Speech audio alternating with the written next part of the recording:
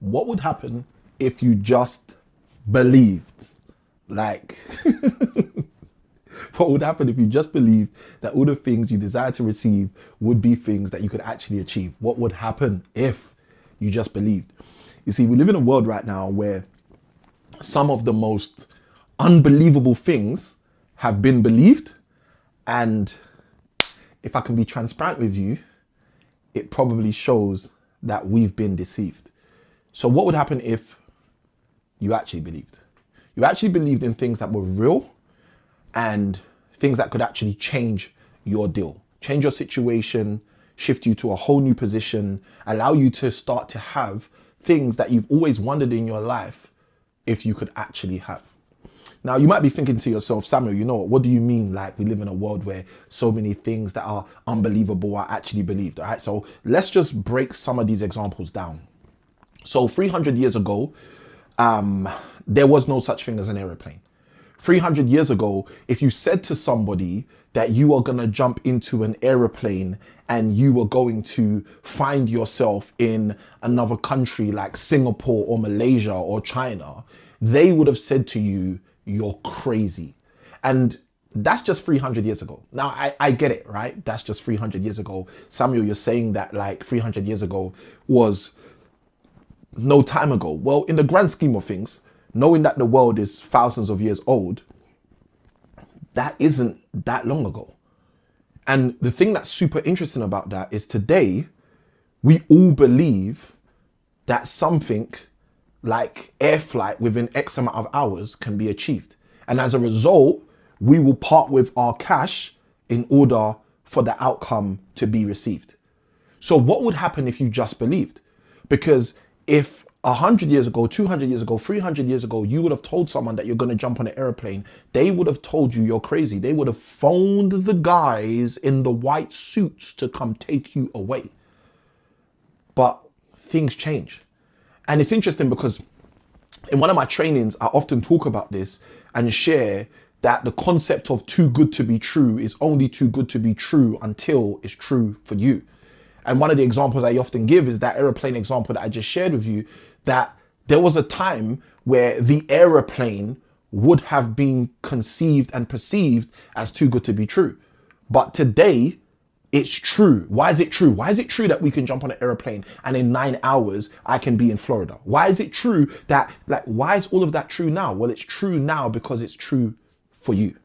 It's true now because it's become true for me.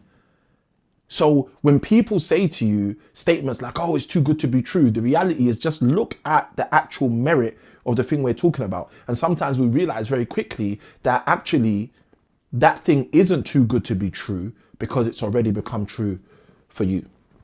So let's use a few other examples because I think this is super helpful, okay? So I used to work in schools.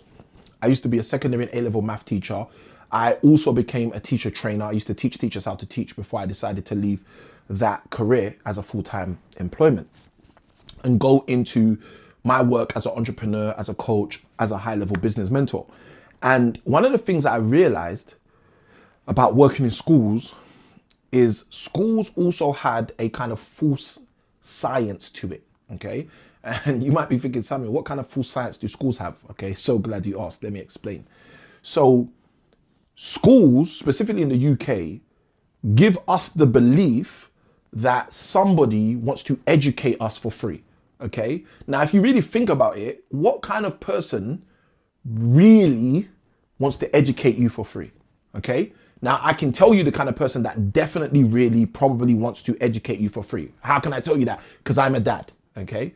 So as a dad, I know that someone you really genuinely love, you have a high level of benevolence for, someone who you have a high level of desire to see succeed, are often people that you will go out of your way to educate for free, okay? Now, outside of that, I don't know about that. You tell me, okay? So one of the things I realized when I left teaching and formal education was in the corporate education world, and I call it corporate even though people think of it as government, and I really call it corporate because if you follow the money, you start realizing a whole bunch of things that somebody doesn't want you to realize, right? And this isn't conspiracy theory, this is just practicality, okay?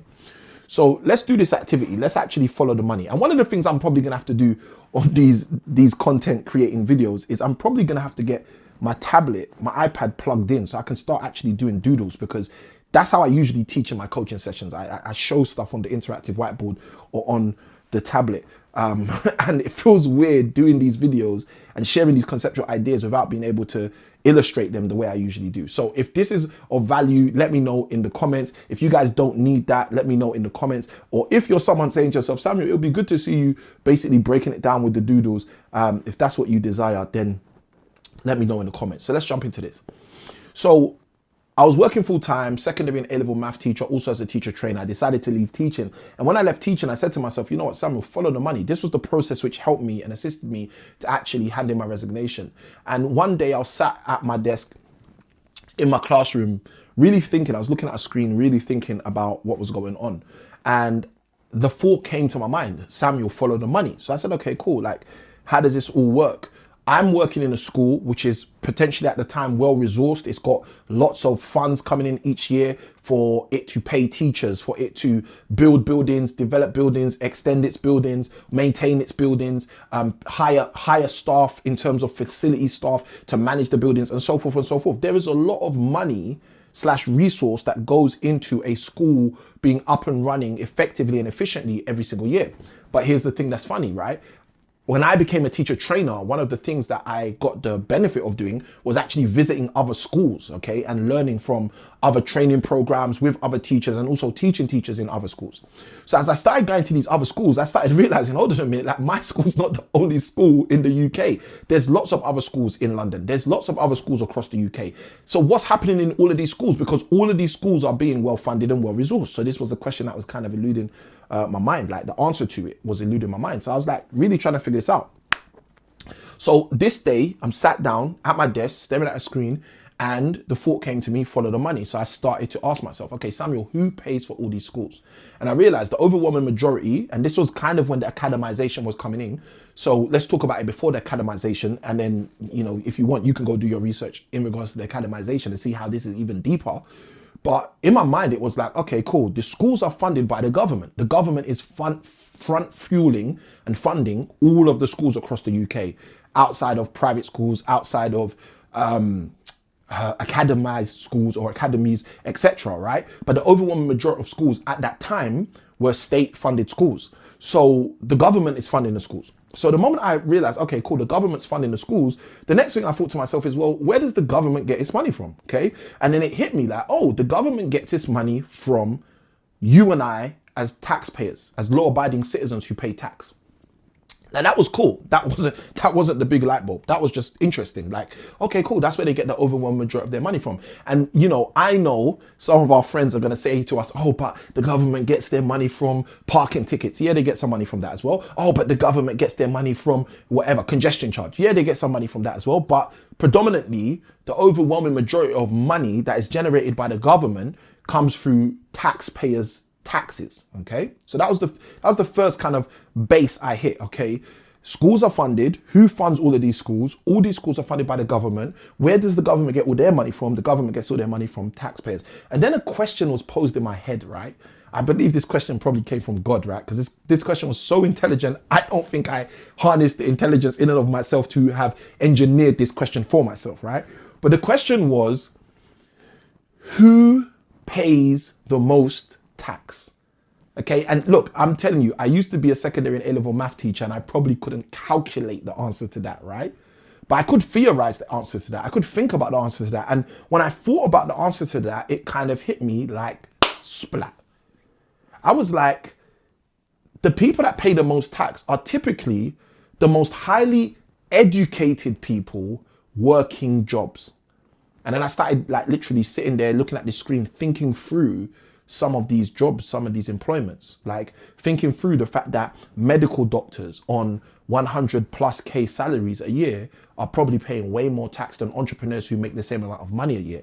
I started thinking about architects who are on maybe 150, 80,000 pounds salaries a year are probably paying way more tax than entrepreneurs making the same 150 or 80,000 pound a year revenues. Then I started thinking about other people, whether it be like consultants, guys, you think through as you can do and start realizing what I'm sharing with you.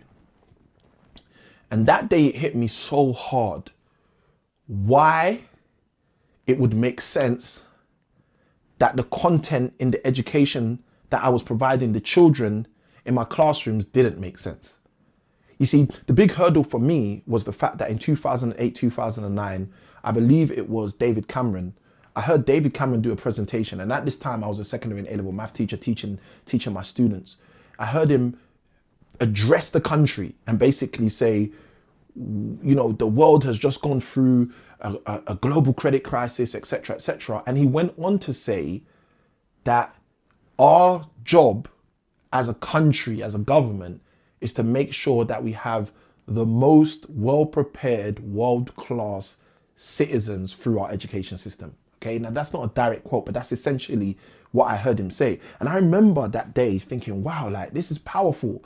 Like the world has just got messed up through a global credit crisis, and the Prime Minister of the UK is saying our focus should be on making sure our children are global citizens. They're citizens that can actually figure out the problems of the world going forward. And fast forward a few months from that presentation of David Cameron, and I just remember myself being in a classroom asking myself, if they're going to teach on this global credit crisis, what subject are they going to teach that in? I'd assume they'll teach it in maths.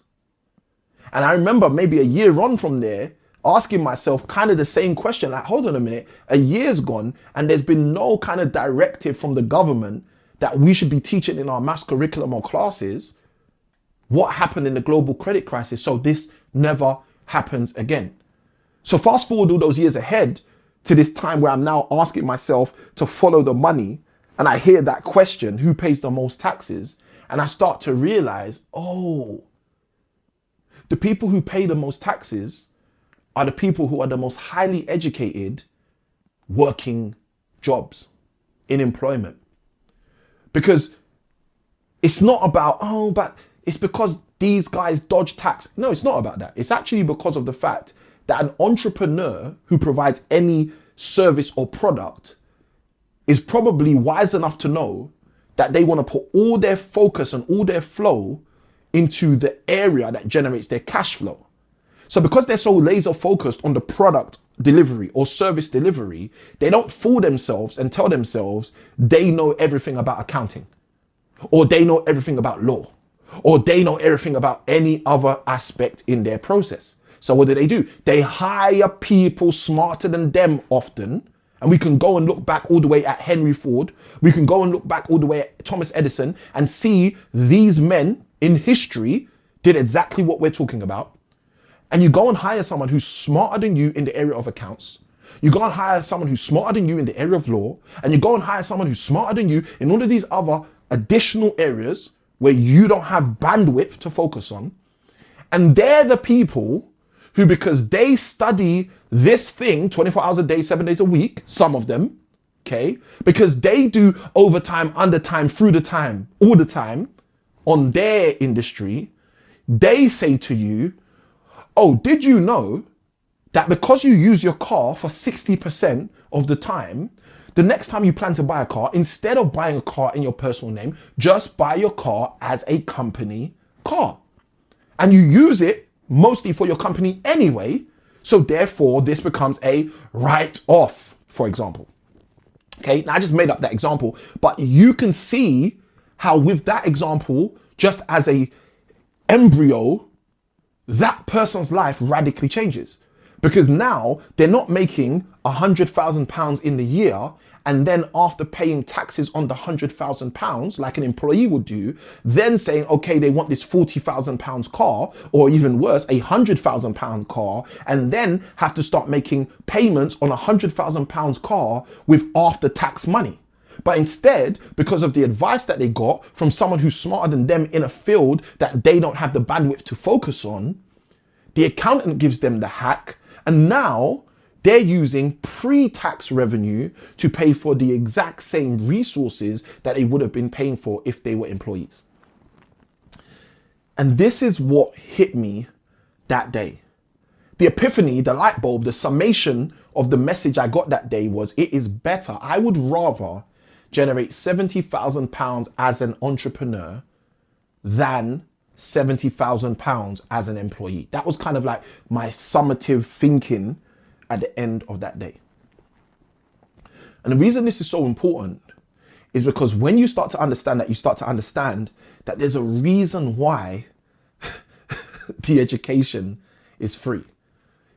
And you've got to ask yourself, is the education free in the UK because they love you, because you're one of their children, and because they have a deep endearment to supporting and assisting you to become everything you can be? Or is the real reason in the UK that education is free because they understand that this is the fastest way for you to comply with providing the resources and revenues that are required for them to keep business as usual? All right. So the first idea we covered here was the aeroplane. Okay. Too good to be true until it's true for you.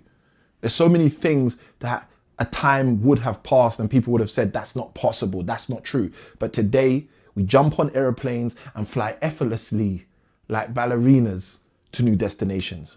The second conceptual idea is education. Many of us think, yippee, the education is free, rather than actually realizing what they're trying to do to you and me. Okay, so they're just two ideas. Now, the third one, let's jump into the third one, right? The bank. The bank. You see, we believe in this stuff. Okay, now you can go and do your own research if you want and research into fiat currency, paper money, etc. This isn't a deep dive on this. And like I shared, this isn't a conspiracy theory. This is just really opening up my heart and sharing with you so that you can be equipped to understand the things you should believe in so that you're not being deceived. This is me just sharing openly from my heart what we should be focused on believing so that we can be focused on achieving and receiving rather than perpetuating the deceiving. Okay, so $100 bill, £10 note, fiat currency, paper money. Okay, and we believe in this stuff. But the thing that's interesting is I'm not even going to talk about the fact we believe in this video. So if you want me to do a video where I break that stuff down, let me know in the comments below. But I'm going to talk about something related to cash and money, and that's the bank. Okay, so we often place our money in the good old bank. Okay, or for some of us in the good old banks. Okay, some of us in the good new banks. But we place our money in these banks believing A, that these banks are safe, B, that this banking thing is sane, and C, that the bank is going to give us some form of a return. Okay, now obviously typically the return, I'm looking for a penny, but typically the return is in the form of pennies anyway, right? So in terms of how much they give us, that's not the conceptual idea. There's a whole training I do on the 3 different things you can do with money. And unfortunately, I don't have the time to break that down right now. But what I will say is this. Many of us have been led to believe to put our money in the bank. You've been taught that, right? Because I've been taught that. We learn that in school. We learn that from our parents. We learn that so many times in society that what we should do with our money is save our money. And as a result, that's what many of us do. We go put our money in the bank and we hope to save our money. Some of us have saving plans where you might be putting a certain amount of money every single month into the bank. Some of us have saving habits where whatever comes in from our revenue, a certain percentage is left, or whatever's left after we spend living within our means, that is, accumulates and becomes our savings. And some of us have savings accounts, so we shift all of those savings into those savings accounts. Now you might be thinking, Samuel, what's this got to do with believing? All right, what's this got to do with what if you just believed? Okay, let me tell you. We do all that because we believe in the conceptual idea of saving. We do all that because we have been deceived into the conceptual idea of saving. But here's the thing that's really interesting. If saving was such a savvy thing, why is it when we put our money in the bank doesn't put our money in a bank? You see, when you start sometimes unraveling the narrative, sometimes when you just start saying, okay, but why? And but why? And but why? And just asking that question around 4 or 5 times around the same conceptual idea, like children do, to get to a place of discovery. And you don't have one of those, what we call archaic teachers who just tells you, oh, it's because. Stop asking. Timothy, stop asking. It's just because, right? When we're not confined to that kind of environment, but we're actually in a free-flowing environment where people want to learn, people want to discern, people want to go deeper so that it can actually make the turn.